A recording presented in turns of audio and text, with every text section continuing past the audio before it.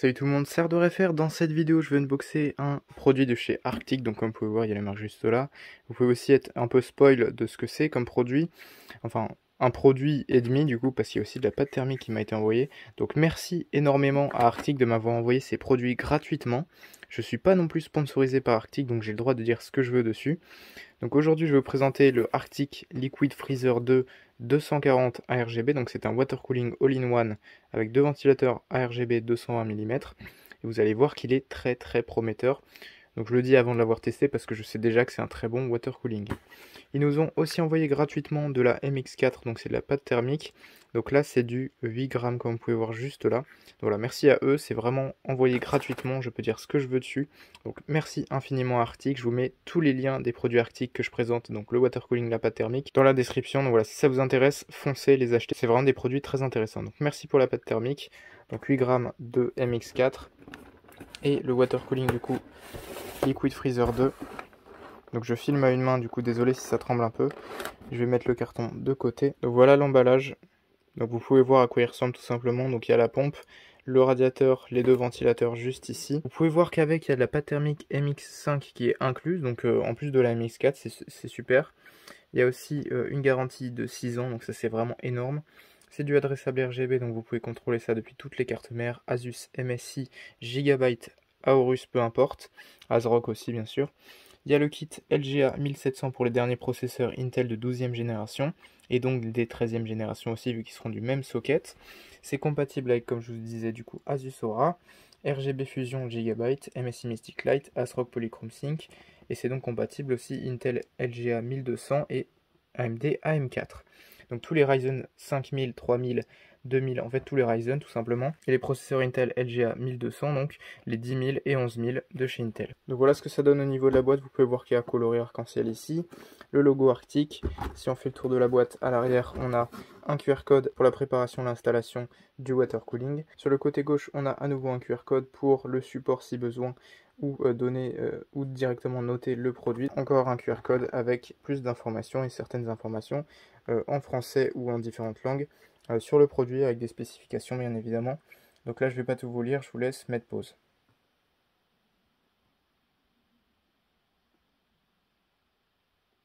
Donc voilà, donc je vais pas installer ce water cooling dans mon PC principal parce que j'ai un water cooling de 360 mm qui est déjà installé. Ça m'obligerait à le désinstaller, puis réinstaller celui-ci, puis réinstaller mon 360. Mais celui-ci du coup ira dans mon PC secondaire, donc je vais directement l'installer dès que je retourne dans mon setup secondaire pour vous faire la suite de la vidéo.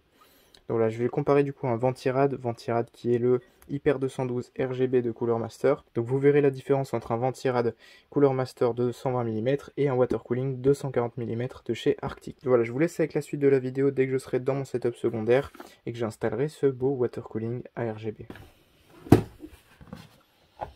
Donc malheureusement j'ai pas de meilleur angle de caméra que ça, donc vous allez devoir faire avec. Donc je vais devoir faire avec et je vais pas pouvoir vous montrer exactement parfaitement comme j'aimerais, mais bon je vais faire au mieux.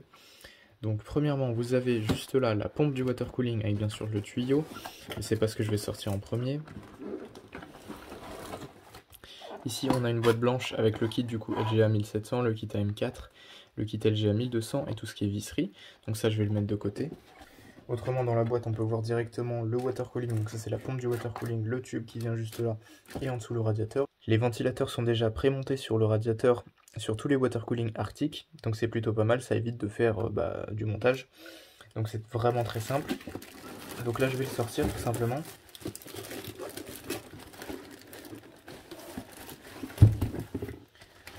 Voilà.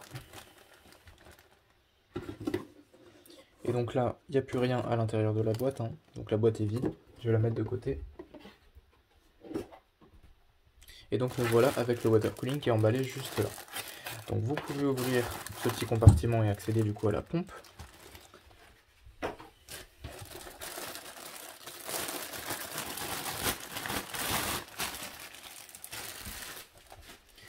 Donc voilà la pompe et le CPU bloc du water cooling Arctic Freezer 2 240 mm. Donc c'est la même version, enfin la pompe est la même que sur les versions 360, 120, 280, peu importe la taille.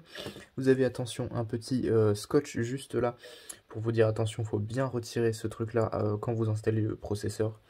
enfin le water cooling sur le processeur. Donc ça c'est la partie pompe. Vous avez aussi un petit ventilo ici, je sais pas à quoi il sert. Je sais pas si c'est vraiment pour refroidir ou juste pour l'esthétique. À mon avis ça doit refroidir le système de refroidissement dedans en fait. Donc c'est encore des performances en plus. Vous avez donc deux câbles qui sortent de la pompe, donc le câble d'alimentation en 4 pins PWM qui est juste ici, et le câble 3 pins ARGB qui est juste ici, pour la gestion de l'ARGB des ventilateurs. Donc les ventilateurs ne sont pas connectables depuis eux-mêmes en fait. Donc vu que les water cooling Arctic sont prémontés, vous avez directement deux câbles tout simplement qui sortent, et ça alimente tout le water cooling, donc les ventilateurs et la pompe, plus tout ce qui est parti RGB directement depuis un câble. Vous n'avez pas deux câbles par ventilateur plus un câble pour la pompe. Voilà, c'est plutôt pratique. Je vais maintenant sortir le radiateur. Donc voilà à quoi ça ressemble de ce côté-là. Donc vous pouvez voir que, donc la pompe ça on l'a déjà vu, vous pouvez voir qu'au niveau du radiateur, on a déjà les câbles qui sont pré-branchés, donc pré-connectés et pré-maintenus. Donc là, il tombe un petit peu, mais ce sera pas gênant, que ce sera du côté opposé en principe. Donc voilà, au niveau du radiateur, donc c'est un radiateur qui est assez épais, c'est pas la dimension de radiateur classique, donc faut faire attention avec la compatibilité de la RAM. J'espère que ça va passer dans mon boîtier. Dans le pire des cas, on trouvera toujours une solution. Donc voilà au niveau du radiateur, donc c'est un radiateur tout ce qu'il y a de plus classique, mais plus épais que la normale. Et de l'autre côté, encore une fois, vous avez le logo Arctic, avec donc les deux ventilateurs visibles de côté juste là. Donc là c'est une configuration en push, vous pouvez mettre en push-pull si vous voulez, mais il faudra vraiment une grosse hauteur pour le radiateur et les ventilateurs. Donc maintenant dans la petite boîte on a, comme je vous l'ai dit tout à l'heure, les visseries, mais je vais vous montrer exactement ce qu'on a à l'intérieur. Donc premièrement, vous avez deux petits sachets juste là. Donc la boîte est vide, hein, il n'y a plus rien dedans. Donc vous avez deux sachets. Le premier c'est le sachet, comme vous pouvez voir, kit LGA 1700, donc c'est le kit d'upgrade qu'ils ont rajouté dans tous les water cooling actuellement, donc c'est le kit pour les Intel 12e génération, et là-dedans il y a le kit AM4 et LGA 1200, donc tout ce qui est Intel 10e ou 11e génération. Donc vous avez bien la Arctic MX5 juste ici, donc c'est la pâte thermique qui est fournie avec le water cooling. Vous avez des petits, je sais pas exactement à quoi ça sert, hein, je pense que c'est juste des sortes de petites rondelles en caoutchouc qui absorbe, je sais pas du tout à quoi ça sert, ça je verrai dans le manuel. Tout ce qui est visserie encore une fois pour visser le water cooling sur la carte mère. Encore des vis, donc là il y a des vis et des rondelles, donc ça c'est pour les ventilos j'imagine. Là c'est les adaptateurs en termes de hauteur pour le socket. Et donc vous avez plusieurs plaques selon le socket AM4 ou LGA 1200.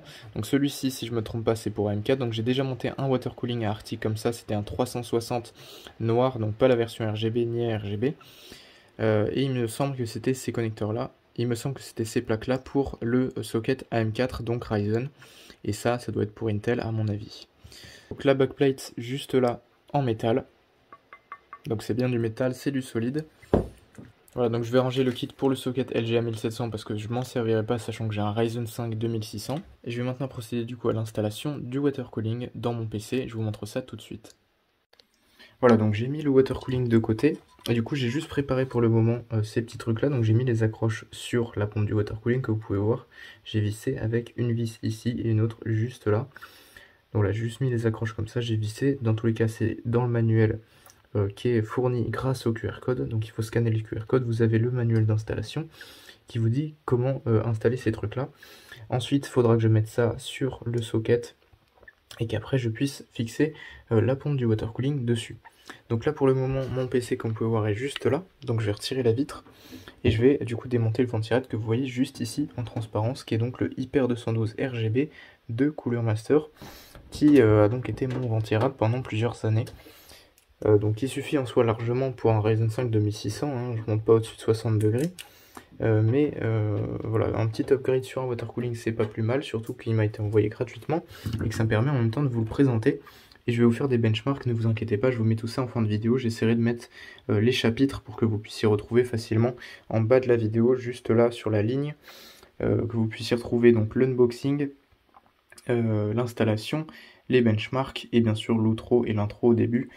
Donc voilà, je vais terminer de retirer la vitre et je vais vous montrer comment je désinstalle du coup le Hyper 212 pour installer le water cooling. Voilà, donc là j'ai retiré la vitre, comme vous pouvez voir il y a le ventirad qui est juste ici, donc le PC est bien éteint, il est bien débranché, pensez à faire ça avant bien sûr. J'ai donc le ventirad qui est fixé ici, pour ça il va falloir que je retire le ventilateur qui est dessus, que je dévisse le ventirad, que j'essuie la pâte thermique, donc pour ça prenez des mouchoirs, du sopalin, mais les mouchoirs c'est mieux. Donc je vais du coup retirer le ventirad. Je vais pas vous expliquer comment je fais, je vais juste le dévisser, c'est très simple. Je vais essuyer la pâte thermique, je vais installer du coup le water cooling et je vais vous montrer ça en vidéo. Voilà, donc j'ai retiré le ventirad, comme vous pouvez voir, il n'y a plus que le processeur juste ici. Je vais maintenant retirer les deux ventilateurs qui sont sur le haut du boîtier. Donc comme vous pouvez voir, j'avais déjà deux ventilateurs, donc là c'est des P12 Black que je vais du coup retirer pour pouvoir mettre le water cooling à la place. J'espère juste que ça va pas poser problème en termes de hauteur avec les barrettes de RAM. J'espère vraiment que ça va passer.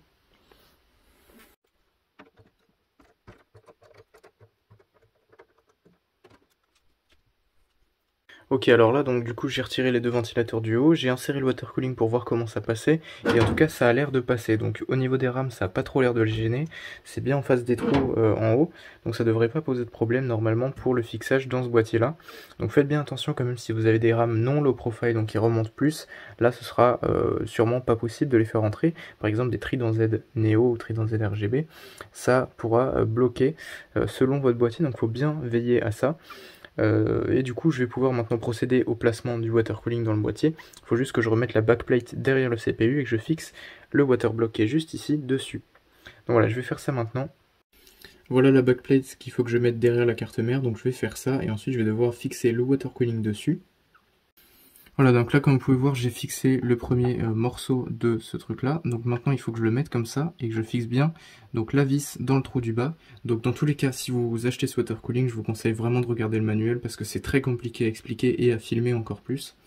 Donc ce qu'il faut en fait c'est mettre une petite cale comme ça entre la carte mère et ce machin là en métal. Donc faut mettre ce truc là, ensuite vous mettez le truc en métal et après vous vissez directement dans la backplate de la carte mère avec ces grandes vis là. Donc c'est ce que j'ai fait déjà de ce côté là, je vais le faire ici maintenant.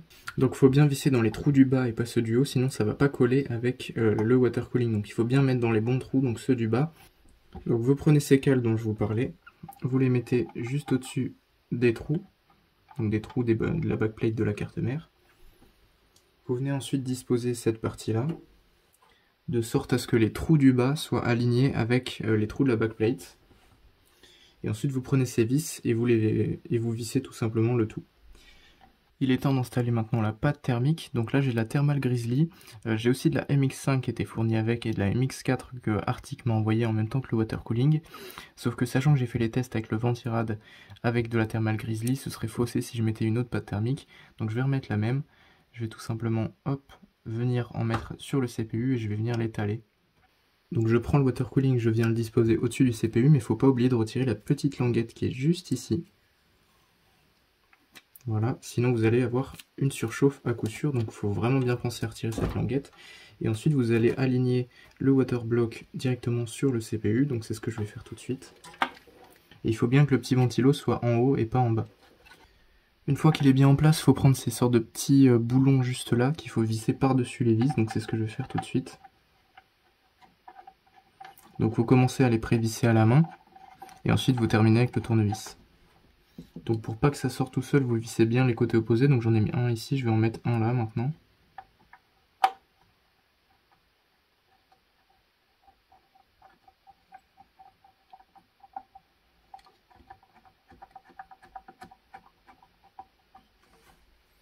Ensuite je viens de visser les 4 vis au fur et à mesure, pas tout d'un coup, avec le tournevis.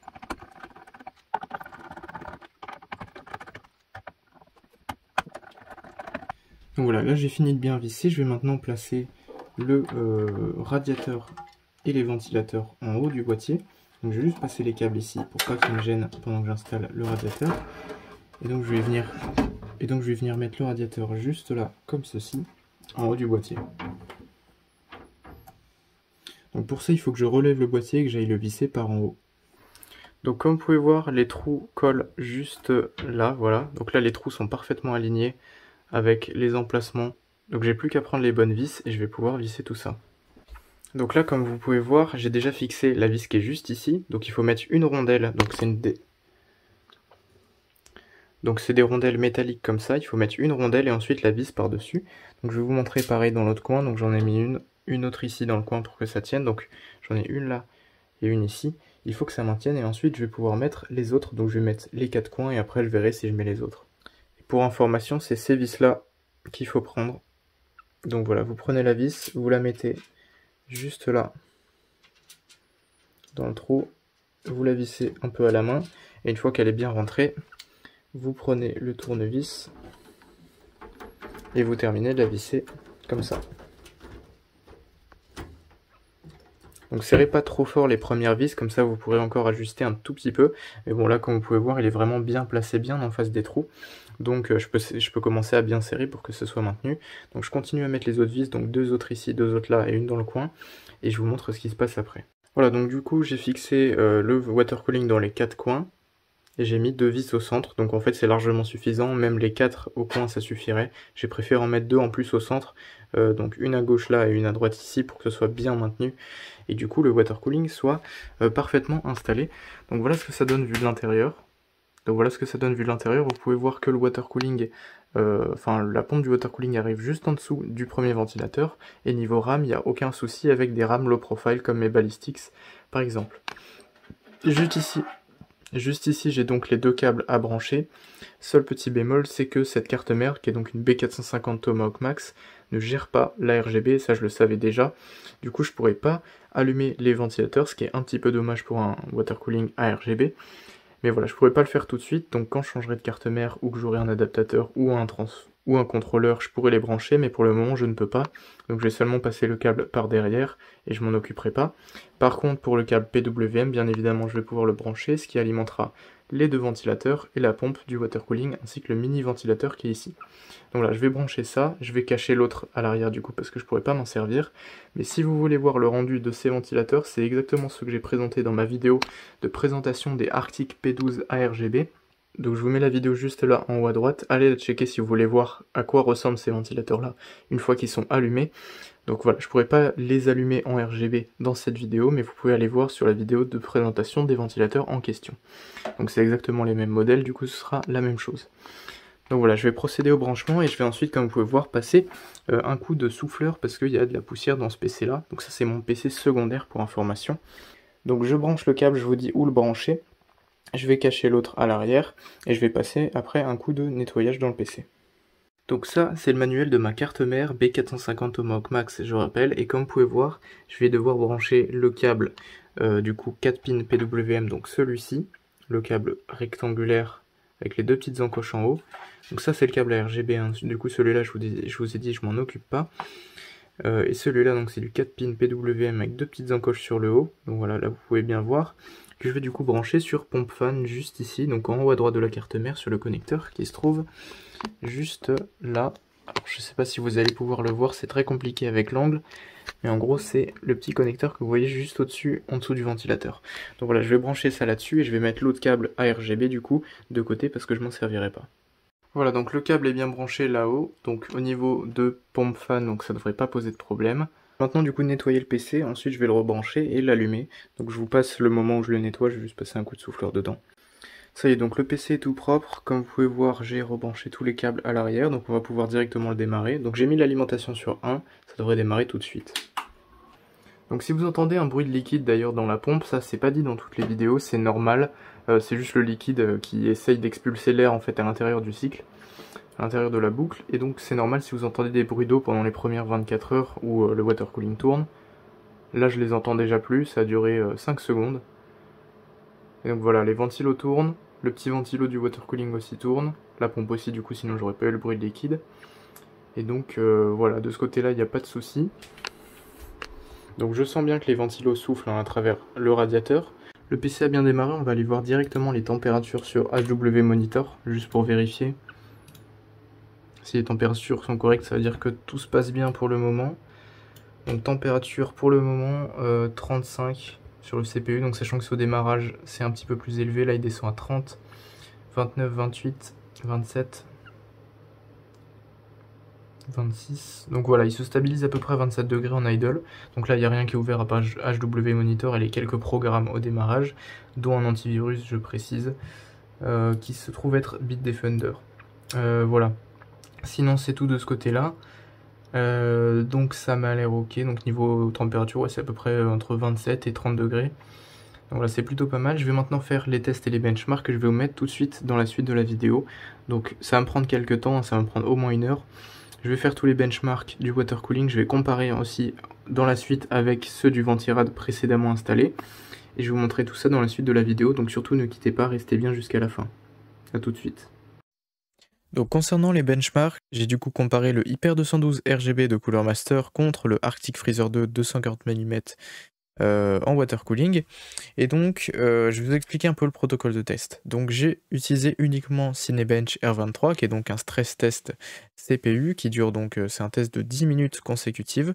Donc ça relance le test en boucle pendant 10 minutes. Boîtier fermé avec le Hyper 212 RGB avec le Ryzen 5 2600 stock, c'est-à-dire pas d'overclocking, c'est vraiment de base. J'ai eu maximum 55,9 degrés. Avec le Arctic Freezer 2, j'étais à 49,3. Toujours boîtier fermé avec le Ryzen overclocké par contre cette fois 4,0 GHz, 1,35 volts, load line calibration à 4, bon ça c'est pas trop important. J'étais avec le Hyper 212 à 70,1 degrés, avec le Freezer 2 à 62,8. Maintenant boîtier ouvert, donc avec le Hyper 212 stock, j'étais à 56,5 degrés max, overclocké à 70,1 max, et avec le Freezer 2, j'étais à 51,0 en stock et 62,8 en overclocking. Donc voilà, les résultats sont plutôt décisifs, même s'il n'y a pas forcément un très gros écart. Le Hyper 212 étant déjà un bon Ventirad, franchement qui fait bien le taf, surtout que le Ryzen 5 2600 chauffe très peu. La différence surtout c'était au niveau du bruit, donc le water cooling est bien sûr beaucoup plus silencieux que le Ventirad parce qu'il y a plus de refroidissement dessus, donc il a moins besoin de tourner vite en termes de ventilation. Donc voilà, le water cooling était beaucoup plus silencieux, plus performant forcément, parce que c'est pas du tout le même type de refroidissement et c'est pas du tout le même budget aussi. J'ai essayé de faire le test le mieux possible, après c'est un peu compliqué quand on n'a pas vraiment une table de bench et des dizaines d'heures devant soi pour faire un test d'un produit. Voilà, il m'a fallu quand même au moins à peu près 2 heures de bench pour faire ces résultats-là, donc je vous affiche un graphique à l'écran dans tous les cas. Le graphique est peut-être pas le mieux fait au monde, je vous avoue que c'est la première fois que je fais un graphique comme ça, donc je l'ai fait tout simplement sur LibreOffice Calc, hein, enfin c'est comme Excel, en gratuit, et voilà, donc c'est la première fois que je fais un graphique comme ça, donc m'en voulez pas si c'est un peu difficile à comprendre et à lire. En tout cas, je vous ai tout expliqué à l'oral directement, donc j'espère que vous aurez compris. Donc le Arctic Freezer 2 était forcément plus performant et plus silencieux que le Ventirad, mais le Ventirad se débrouille quand même plutôt bien pour le prix. Donc voilà, c'est tout pour cette vidéo, j'espère vraiment qu'elle vous a plu. Si c'est le cas, vous pouvez mettre un like, vous abonner à la chaîne si c'est pas déjà fait, commenter, partager la vidéo, ça m'aide énormément pour le référencement et le développement de la chaîne, et moi je vous dis à la prochaine, à plus pour une nouvelle vidéo. Allez, ciao! Ah et d'ailleurs, n'oubliez pas, j'ai mis le lien du water cooling en description.